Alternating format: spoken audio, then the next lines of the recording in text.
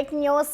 ఇవాల్టి నుంచి Telangana assembly budget సమావేశాలు ప్రారంభం కానున్నాయి. ఉదయం 11 గంటలకు గవర్నర్ జిష్ణుదేవ్ వర్మ ఉభయ సభలను ఉద్దేశించి ప్రసంగిస్తారు.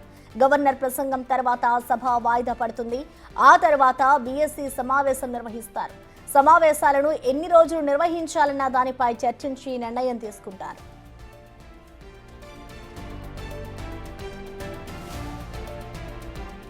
రేపు గవర్నర్ ప్రసంగంపై ధన్యవాద తీర్మానంపై చర్చ ఉంటుంది. ఆ తర్వాత 3 బిల్లులను ప్రవేశపెట్టేందుకు ప్రభుత్వం సిద్ధమైంది. ఎల్లుండి హోలీ కావడంతో సమావేశాలు ఉండవు. ఆ మరుసటి రోజు నుంచి అంటే శనివారం నుంచి బీసీ రిజర్వేషన్, ఎస్సీ వర్గీకరణ బిల్లులపై చర్చిస్తారు. బడ్జెట్ సమావేశాలు ఈసారి హాట్ గా జరగనున్నాయి. అధికార ప్రతిపక్షం ప్రతివ్యూహాలతో సమావేశాలకు సిద్ధమయ్యాయి. నిన్న తెలంగాణ భవన్లో ఎమ్మెల్యేలతో సమావేశమైన కేసీఆర్ దిశానిర్దేశం చేశారు.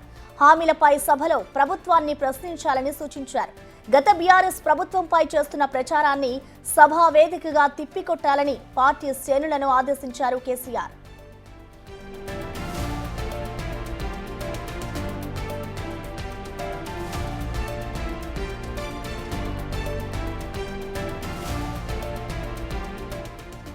ఇవాల్టి నుంచి కూడా తెలంగాణ అసెంబ్లీ బడ్జెట్ సమావేశాలు ప్రారంభం కానున్నాయి. ఉదయం 11 గంటలకు ఇటు గవర్నర్ జిష్ణుదేవ్ వర్మ ఉభయ సభలను ఉద్దేశించి ప్రసంగిస్తారు.